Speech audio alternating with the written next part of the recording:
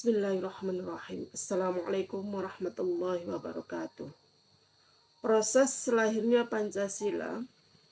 Proses lahirnya Pancasila sebagai dasar negara Indonesia dimulai pada masa sidang Badan Penyelidik Usaha-Usaha Persiapan Kemerdekaan Indonesia atau disebut juga dengan BPUPKI, yang dibentuk pada tanggal 29 April 1945 yang oleh Jepang saat itu masih menjajah Indonesia.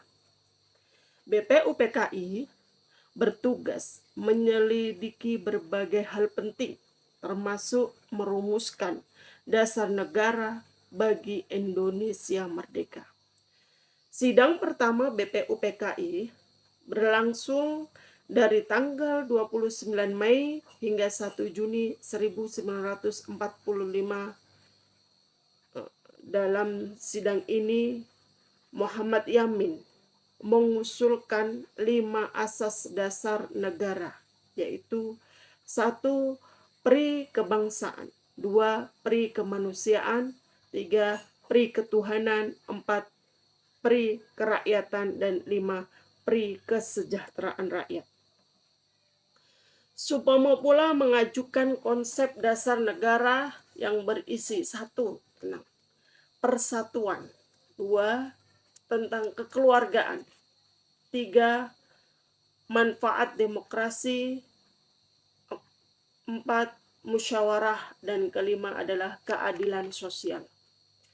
Puncaknya, pada tanggal 1 Juni 1945, Soekarno secara resmi menyampaikan pidato dengan menguraikan 5 prinsip dasar yang kemudian dikenal sebagai Pancasila.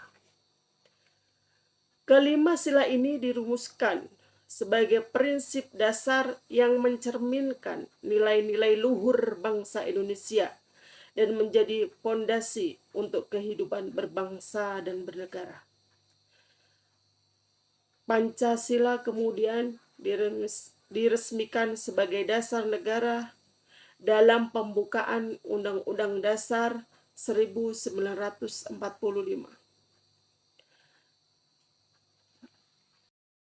Pancasila kemudian diresmikan sebagai dasar negara dalam pembukaan Undang-Undang Dasar 1945, diperingati setiap tahun pada tanggal 1 Juni sebagai hari lahirnya Pancasila.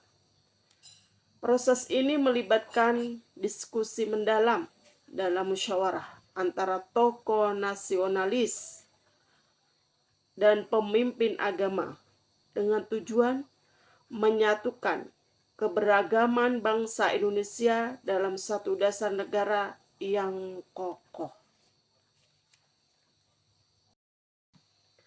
Pelajaran dari sejarah Pancasila bagi generasi muda adalah 1. Memahami jati diri bangsa. Sejarah Pancasila menunjukkan bahwa Pancasila lahir dari nilai-nilai luhur bangsa Indonesia sendiri, bukan hasil tiruan dari negara lain. Ini mengajarkan generasi muda untuk bangga terhadap identitas nasional dan menjadikan Pancasila sebagai pedoman dalam berpikir dan bertindak. 2. Menumbuhkan semangat persatuan. Proses perumusan Pancasila memperlihatkan bagaimana para pendiri bangsa mampu mengutamakan persatuan di atas perbedaan agama, suku, dan golongan. Generasi muda dapat belajar untuk menghargai keberagaman dan menjauhi sikap intoleransi serta perpecahan. Yang ketiga, meneladani semangat gotong royong dan musyawarah. Nilai-nilai seperti ini, gotong royong, toleransi, dan musyawarah untuk mufakat, sangat kental dalam sejarah lahirnya Pancasila. Ini menjadi contoh nyata bagi generasi muda dalam membangun sikap sosial yang harmonis dan demokrasi. 4. Menumbuhkan nasionalisme dan cinta tanah air. Dengan memahami perjuangan para pendiri bangsa dalam merumuskan dasar negara, generasi muda dapat menumbuhkan rasa nasionalisme dan semangat untuk berkontribusi positif bagi bangsa dan negara. Nomor 5, menjadikan Pancasila sebagai pedoman kehidupan. Sejarah Pancasila mengajarkan bahwa nilai-nilai Pancasila harus diaktualisasikan dalam kehidupan sehari-hari. 1. Ketuhanan. Ketuhanan itu beriman dan toleran. 2. Kemanusiaan. Kemanusiaan itu artinya menghargai sesama. Ketiga, persatuan, artinya menjaga keutuhan bangsa. 4. Kerakyatan, artinya berpartisipasi dalam demokrasi.